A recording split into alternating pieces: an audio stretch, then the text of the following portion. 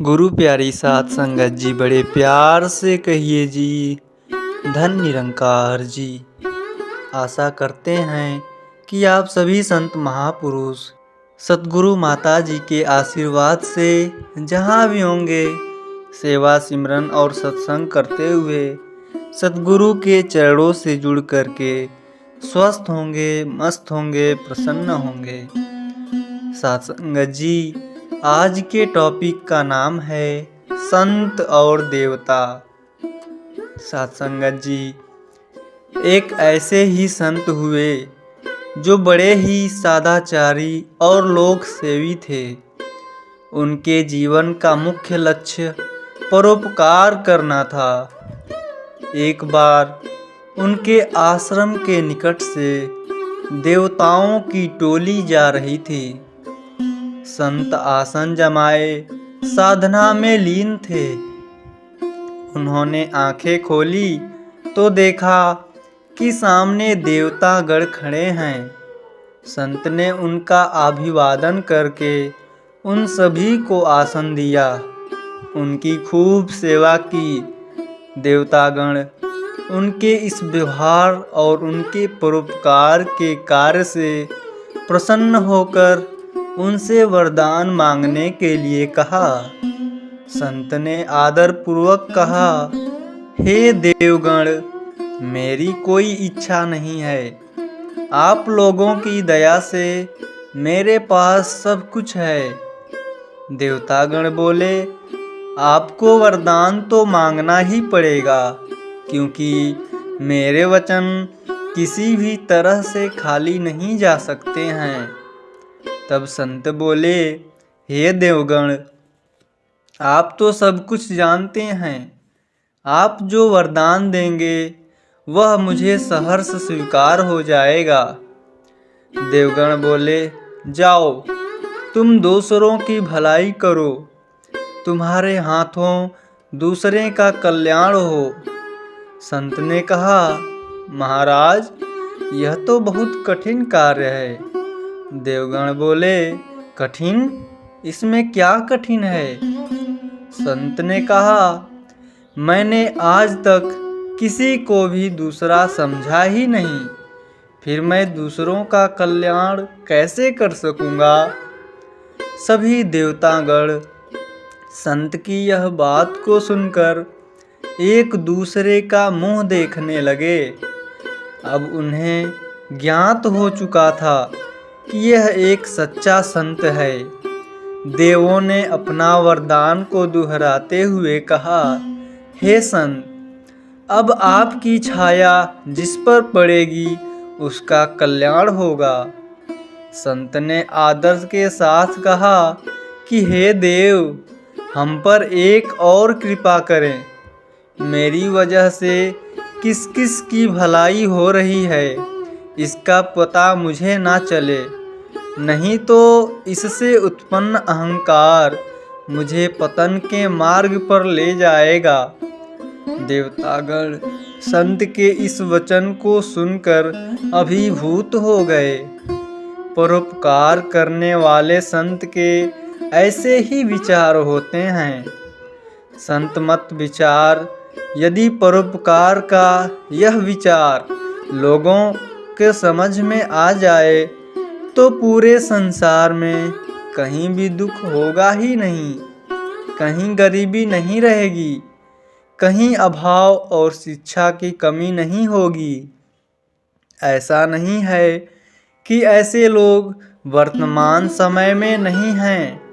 ऐसे लोग तो अभी भी हैं, जिन्होंने लोक कल्याण के बहुत सारे कार्य किए हैं और कर रहे हैं, लेकिन उनकी संख्या बहुत कम है। इसीलिए जितना हो सके हम दूसरों की भलाई कर सकें और सतगुरु के आशीर्वाद के पात्र बन जाएं। साध संगत जी, पछतावा अतीत बदल नहीं सकता है और चिंता भविष्य नहीं संवार सकती है। प्रभु में आस्था रखते हुए वर्तमान का आनंद लेना ही जीवन का सच्चा सुख है। मेरी यादों में तुम हो या मुझ में ही तुम हो, मेरी यादों में तुम हो या मुझ में ही तुम हो, मेरी ख्यालों में तुम हो या मेरा ख्याल ही तुम हो। दिल मेरा धड़क के पूछे बार बार एक ही बात, मेरी जान में तुम हो या मेरी जान ही तुम हो। साथ संगत जी, गुरु नानक जी महाराज एक बार भाई मर्दाने के साथ एक जंगल से होकर के गुजर रहे थे। उन्हें वहां लुटेरों ने घेर लिया। वे बोले, अपना सभी कीमती सामान हमें दे दो, नहीं तो आपको कत्ल कर देंगे। फकीरों के पास फकीरी के सिवा होता ही क्या है। गुरु नानक साहब जी बोले, भाई, जो धन हमारे पास है उसे आप लूट नहीं सकते हो। लुटेरे बोले, अगर लूट नहीं सकते तो हम आपका कत्ल करके आपकी लाशों से वो धन पा लेंगे। इतना कहकर वो गुरु नानक साहब का कत्ल करने को तैयार हो गए। तब गुरु नानक साहब जी बोले, ठीक है भाई, हमें कत्ल कर दो, लेकिन हमारी इच्छा है हमें कत्ल करने के बाद हमारा शरीर अग्नि भेंट कर देना। इतने बियाबान जंगल में आग कहाँ से लाए? लुटेरों ने यह सवाल गुरु नानक साहब से किया। गुरु नानक साहब ने कुछ दूर जलती हुई एक चीता की तरफ इशारा किया। लुटेरों का सरदार अपने कुछ साथियों के साथ उधर गया तो देखता है कि चीता के निकट देवदूतों और यमदूतों के बीच बहस हो रही है। यमदूतों ने कहा, इस चीता की आत्मा नरकगामी है, इसने इस धरा पर असंख्य पाप किए हैं, हमें इसे नरक लेकर आने का हुक्म हुआ है। देवदूत बोले, ये ठीक है कि ये आत्मा नरकगामी थी, लेकिन इसकी चीता की तरफ गुरु नानक साहब ने इशारा किया है। इसके पाप उन्होंने माफ कर दिए हैं, अब ये अपने धाम को जाएगा। लुटेरों के सरदार ने जब ये सुना तो मन में सोचा कि जिस फकीर की एक उंगली के इशारे से दरगाह में गुनाहों से भरे कागज फाड़ दिए जाते हैं, हम ऐसे गुरु नानक का कत्ल करने की सोच रहे हैं।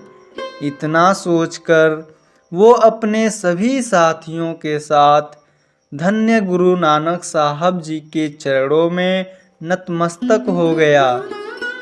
उनके कर्जदार और वफादार रहिए, जो आपके लिए अपना वक्त देते हैं, क्योंकि अंजाम की खबर तो कर्ण को भी थी, पर बात निभाने की थी। तो आशा करते हैं कि आप सभी संतों को आज की यह टॉपिक ज़रूर पसंद आई होगी। फिर मिलते हैं ऐसे ही अगले सुंदर टॉपिक में। साथ संगत जी, बड़े प्यार से कहिए जी, धन निरंकार जी।